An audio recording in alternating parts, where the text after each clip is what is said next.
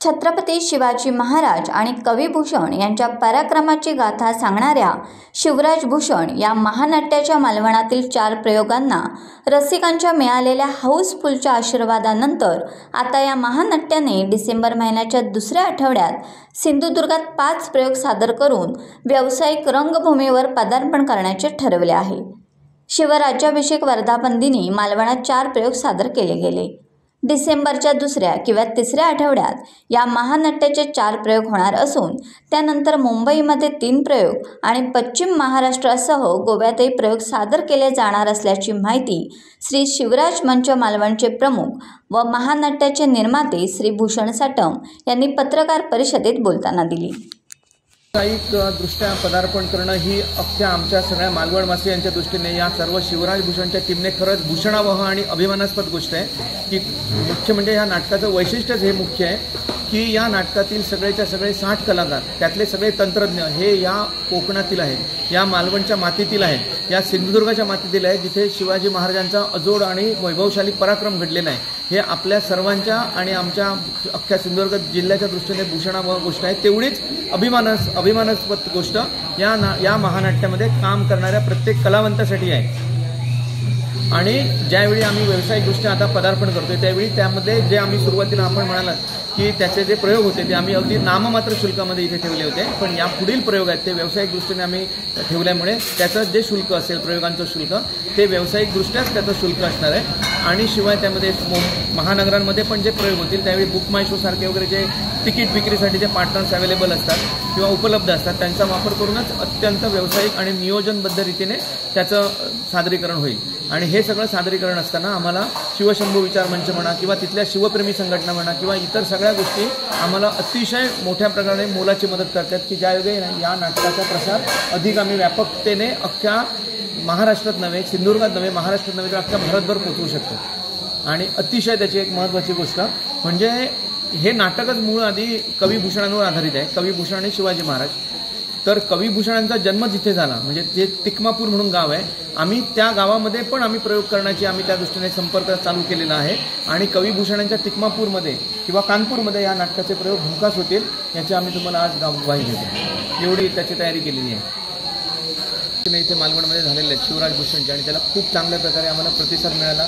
त्यामध्ये आपल्या सर्वांचं सगळ्यात मोठं योगदान आहे। म्हणजे आधी सुरुवातीलाच आम्ही तुमच्या सर्वांचं स्वागत म्हणण्यापेक्षा आधी तुमचे आम्ही मोठे आभार मानतो। ही पहिली गोष्ट आहे की शिवराज भूषण मालवण नाही सिंधुदुर्गमध्ये पोहोचवण्यामध्ये आपल्या सर्वांचा सगळ्यात मोठा हात आहे, सर्व पत्रकार बंधूंचा।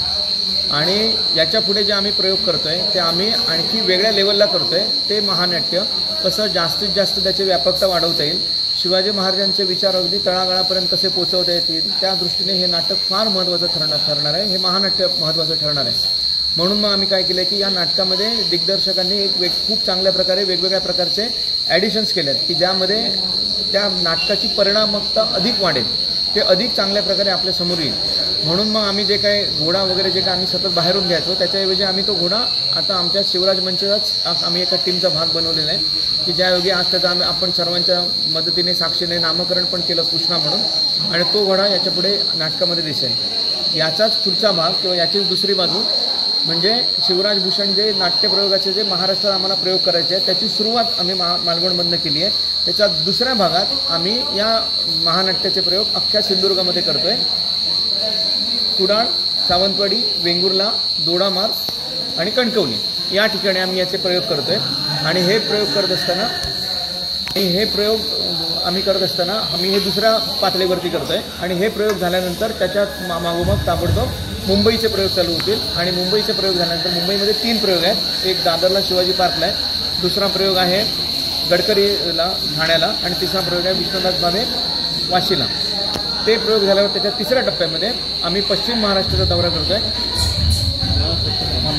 त्या मागोमाग आम्ही पश्चिम महाराष्ट्राचा दौरा करतोय। पश्चिम महाराष्ट्रामध्ये सांगली, पुणे, सातारा, सांगली, कोल्हापूर आणि शेवटच्या टप्प्यामध्ये गोवा, हे 5 प्रयोग आम्ही एकत्र करतोय। अशाप्रमाणे सर्व प्रयोगांची आखणी झालेली आहे। त्याच्या अधिकृत तारखा आम्ही लवकरात पुढच्या 8 दिवसात आम्ही जाहीर करू, आपल्या समोर देऊ।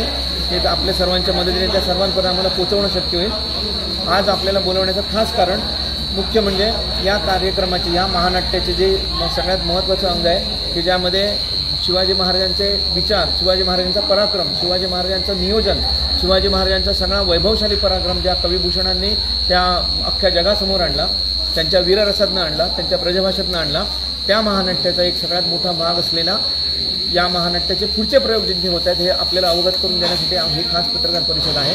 ते नाही वाढले, संख्या आहे तेवढीच आहे, म्हणजे जेवढे पात्र आहे तेवढे, फक्त काही प्रसंग वाढले आहेत त्या आणि आमची जी घोड्याचे इंटरेस्ट वगैरे आणखी वाढले, म्हणजे आता आम्हाला जो घोडा लावणार त्याची इंटरेस्ट जास्त झाला आणि महाराजांचे काही प्रसंग वाढले, कविभूषणांचे काही प्रसंग वाढले आणि जे काही त्रुटी होते पहिल्या नाटकात ते या नाटकात आम्ही त्याच्यात हे करण्याचा सुधारणा केल्या, अधिक चांगल्या प्रकारे आपल्यासमोर येतील याची दक्षता दिग्दर्शकांनी घेतलेली आहे. आणि अतिशय महत्त्वाची गोष्ट जी दिग्दर्शकांनी यामध्ये घेतलेली आहे ती म्हणजे व्यावसायिकदृष्ट्या ज्यावेळी आम्ही पदार्पण करतो त्यावेळी सगळ्यात महत्त्वाची गोष्ट जी आम्ही इथे घेतली नव्हती ती म्हणजे त्याचा मध्यंतर.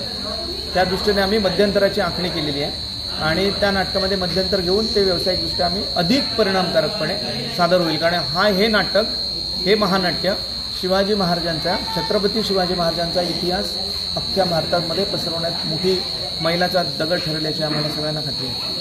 प्रेक्षकांवर याचं ओझं कमीत कमी पडेल याची आम्ही दक्षता घेतलेली आहे. एक साधारण व्यावसायिक स्वरूपाचं नाटक जर मुंबईसारख्या महानगरामध्ये किंवा ठिकाणी करायचं म्हटलं तर ते कमीत कमी त्याची तिकीट 500 रुपये असतात, पण त्याहीपेक्षा कमीत कमी तिकीट ठेवून की जास्तीत जास्त महाराज सर्वांपर्यंत पोचावेत, कविभूषण सर्वांपर्यंत पोचावेत हाच उद्देश आहे. त्यामध्ये कोणते आम्ही जरी व्यावसायिक रीतीने हे नाटक जरी आपण महानाट्य सादर करत असलो तरी त्यामधनं कोणत्याही प्रकारचा नफा मिळवण्यासाठी आम्ही हे करत नाही आहोत. यामधले काम करत असलेला प्रत्येक कलावंत शिवप्रेमापोटी भारलेला आहे आणि त्या दृष्टीने आम्ही करतोय. परंतु ते करत असताना सुद्धा व्यावसायिक दृष्टीने त्याचा आम्ही बॅलन्स सांभाळलेला आहे की कमीत कमी त्याचा खर्च किंवा त्याचा भार प्रेक्षकांवर पडेल आणि आम्ही कमीत कमी तिकीट ठेवून ते जास्तीत जास्त प्रेक्षकांपर्यंत पोहोचवू शकतो. त्यांचा वारसा हे आपल्याला सगळ्यांना माहिती आहे. छत्रपती शिवाजी महाराज केवळ सिंधुदुर्ग महाराष्ट्रापुरते मर्यादित नसून ते अखिल भारताचे आराध्य दैवत आहेत. आणि छत्रपती शिवाजी महाराजांचे जे अश्व होते त्यामध्ये जे मोती होता, विश्वास होता, त्यानंतर इंद्रायणी होती, रणवीर होता, त्यानंतर गजरा होती, ह्या घोड्या होत्या. परंतु महाराजांचा ज्यावेळी राज्याभिषेक झाला त्यावेळी महाराजांनी जो अश्व त्यामध्ये आरूढ झाले होते ज्या अश्वावरती त्याचं नाव कृष्ण होतं आणि तो पण सफेद रंगाचा अश्व होता. आणि तोच वारसा आम्ही घेतलेला आहे की ज्या योगे तो जो प्रेरणा तो जो वारसा पुढे नेण्यासाठी आम्ही या अश्वाचं नाव कृष्णा ठेवलेला आहे की ज्या योगे आम्हाला छत्रपती शिवाजी महाराज पदोपदी आम्हाला त्या नाटकामध्ये आमच्या सोबत राहतील आणि ते आम्ही तुमच्यापर्यंत पोहोचवण्यासाठी अधिक परिणामकारकपणे वेगवेगळ्या रूपाने आम्ही तुमच्यासमोर येत राहू. ही सगळी दिग्दर्शकांची कमाल आहे. हा आम्ही अश्व आणला अकलूजला घोड्यांचा बाजार भरतो. अकलूज म्हणजे सोलापूर जिल्ह्यामध्ये आहे, मालवणपासून साधारणतः 400 किलोमीटरवरती आहे. आमच्या नाटकामध्ये काम करणारे मुख्य म्हणजे किशोरजी सरनोबत, मी आणि कुडाळमध्ये आमचे एक मित्र आहेत की त्यांचा स्वतःचाही घोडा आहे, त्यांचा स्वतःचा अश्व आहे आणि ते अश्वप्रेमी आहेत, शिवाय त्यांचे डॉक्टर पण आहेत, म्हणजे त्यांना चांगल्या प्रकारे माहिती आहे. त्यांचं नाव वासिमबाई. आम्ही सर्वजण तिघेजण तिथे गेलो आणि त्या बाजारामधले खास तो बाजार सफेद घोड्यांसाठीच प्रसिद्ध असतो. सफेद घोड्यांना त्या भाषेत नुकरा म्हणतात आणि त्या नुकरा म्हणजे सफेद रंगाचा घोडा, त्या नुकऱ्या रंगाच्या घोड्यांसाठी तो बाजार प्रसिद्ध आहे. मग तिथून तो आम्ही अश्व खरेदी करून आणला.